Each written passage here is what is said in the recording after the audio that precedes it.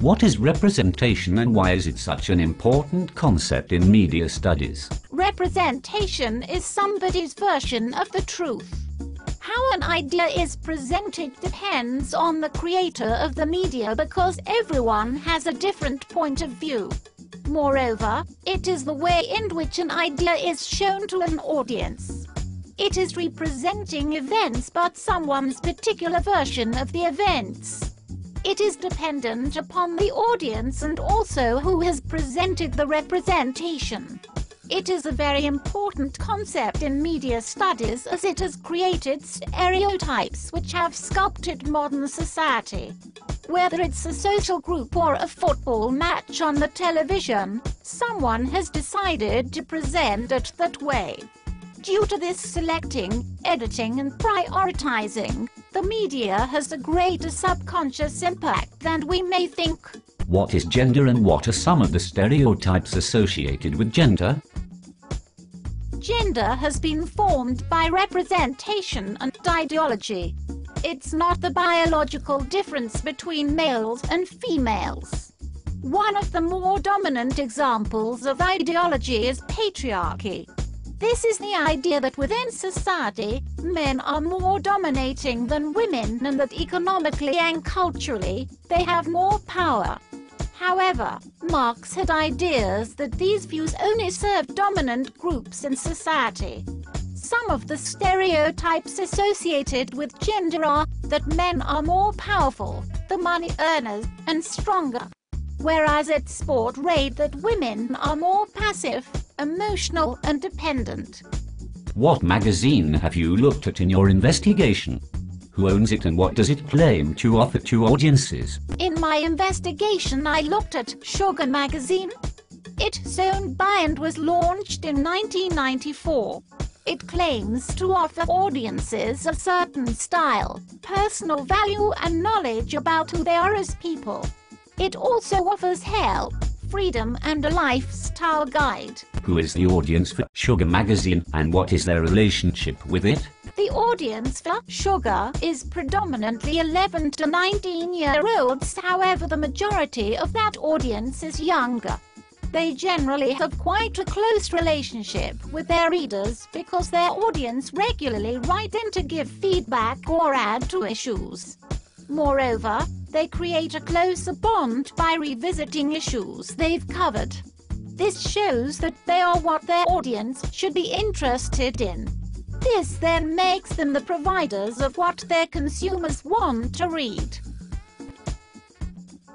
What identity about gender does the magazine create for young women and how does it achieve it? The identity of gender that this magazine creates for young women is that they must be interested in their self-image because they include makeup and fashion columns. Furthermore, that they are dependent on Sugar's real-life stories and advice to sort out their own problems. Additionally, it implies that women are not meant to be more educational than men. It does this by editing out any academic-related articles. Do your findings suggest that Sugar, as a magazine for young women, simply reinforces gender stereotypes? What evidence from your content analysis supports this? Yes, my findings do suggest this. The real-life stories reinforce that women are emotional and dependent because they allow their readers to empathize with who they're about but then also use it as a source of advice to construct their lives upon.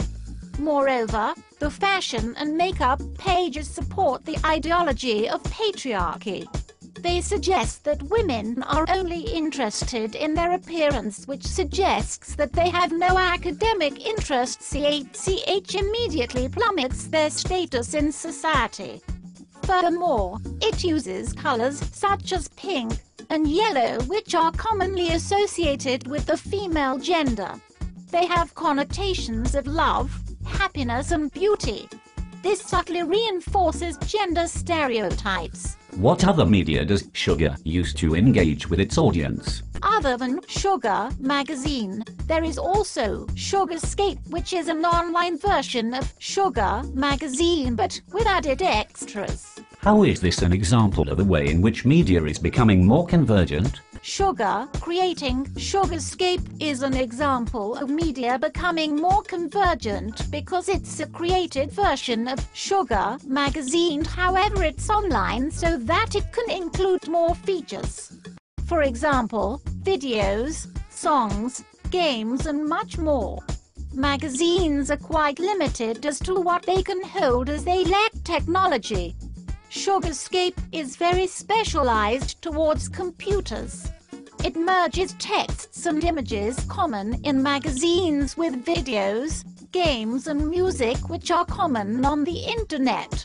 It still has a similar format and is based around Sugar magazine, however. Does the website simply reinforce or challenge gender stereotypes? It mostly reinforces gender stereotypes as the content is based on that of the magazine. However, in my opinion, the game's aspect of it challenges gender stereotypes.